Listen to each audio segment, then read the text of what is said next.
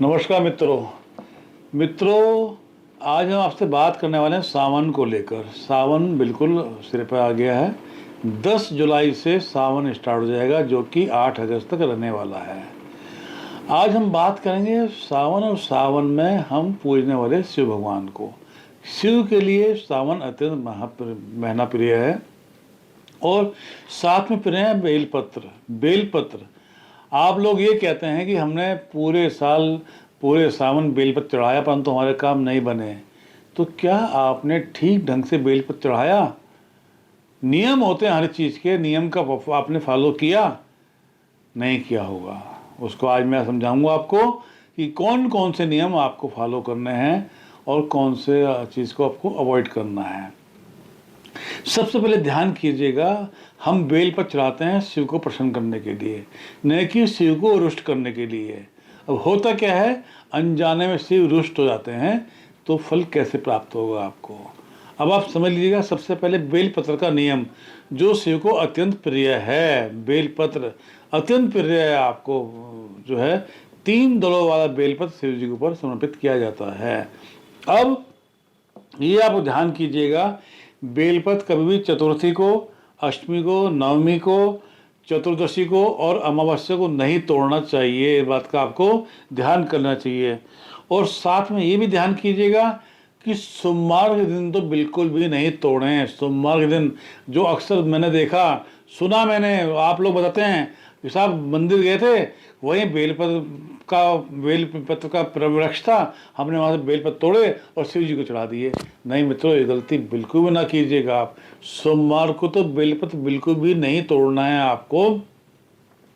पहले दिन तोड़ कर रख लीजिएगा, संडे को तोड़ कर रख लीजिएगा, सैटरडे को तोड़ कर रख लीजिएगा, परंतु सोमवार के दिन बिल्कुल भी आपको नहीं तोड़ना है। तो सबसे बड़ी गलती तो हम ये करते हैं, इन दिनों में बेलपत्र को नहीं तोड़ना हो। अगर आपके पास बेलपत्र नहीं है और ये दिन या ये तिथि पड़ रही हैं, तो आप मंदिर जाइएगा, जो शिवलिंग पर बेलपत्र चढ़े हुए हैं, आप उन्हीं बेलपत्र को धोकर आप वापस उनको चढ़ा दीजिएगा, आपको लाभ मिलेगा।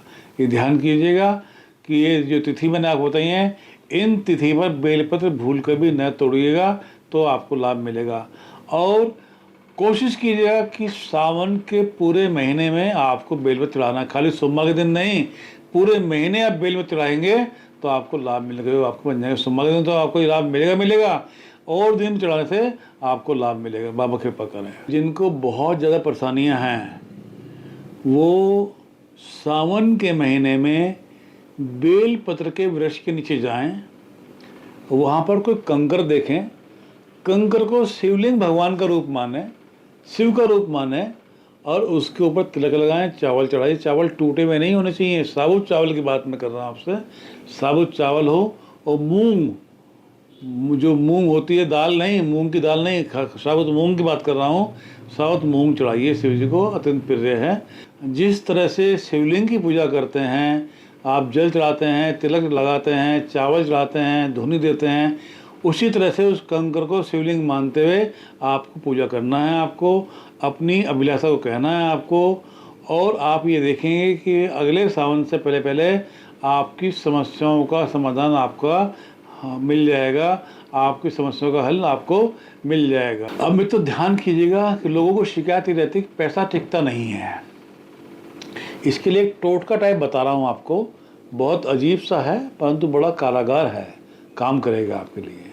करना क्या है आपको, जिन लोगों के पास पैसा टिकता नहीं है वो सावन का फ़ायदा उठाइएगा, सावन के सोमवार का फ़ायदा उठाइएगा।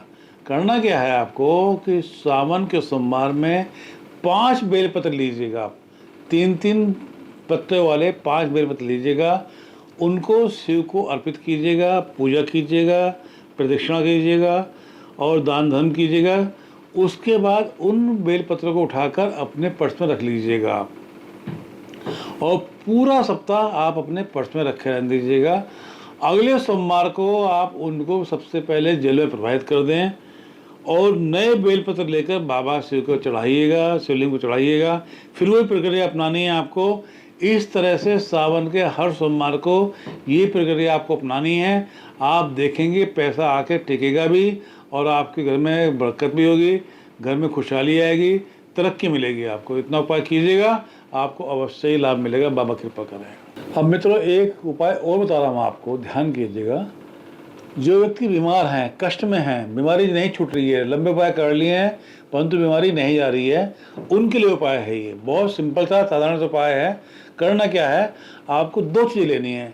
एक तो लेना है तांबे का लोटा, बड़ा लोटा ले लीजिएगा, और एक लेना 108 बेलपत्र आपको लेने हैं। 108 गिनती के 108 लेना है आपको, ध्यान कीजिएगा मित्रों, कम बढ़ती नहीं होनी चाहिए, पूरे 108 होने चाहिए। साथ में आपको पीला चंदन भी लेना है आपको, वो भी इसके अंदर मिला देना है आपको।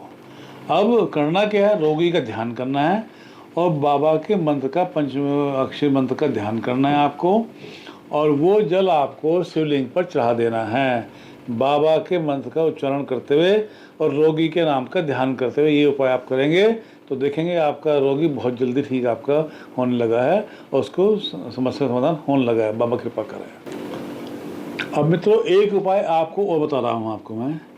जो व्यक्ति परीक्षाएं पास नहीं हो पा रहे हैं या किसी भी तरह की पॉलिटिक्स का शिकार बन रहे हैं, ऑफिस में, कार्यालय में उनकी लैग पुलिंग हो रही है, मन खराब हो रहा है, तरक्की नहीं हो पा रही है, काम बहुत करते हैं, मेहनत बहुत करते हैं, फल मिल नहीं पाता, मन परेशान रहता है, तो उनके लिए बड़ा अचूक उपाय बता रहा हूँ। करना क्या है, 11 बेलपत्र लीजिएगा, 11 बेलपत्र के ऊपर शहद की एक एक बूंद आप लगा दें, एक एक बूंद शहद उनके ऊपर रख दीजिएगा और उसको आप शिव भगवान को अर्पित कीजिए। सावन के महीने की बात कर रहा हूँ, सोमवार की बात कर रहा हूँ। शिव भगवान को अर्पित कीजिएगा, अपनी समस्याओं को बोलिएगा बाबा शिव से कि ये मेरी समस्या है, इसको दूर करें। तो आप देखेंगे मित्रों कि बहुत जल्दी आपको समस्या से समाधान आपको प्राप्त आपको हो जाएगा। बाबा कृपा करें।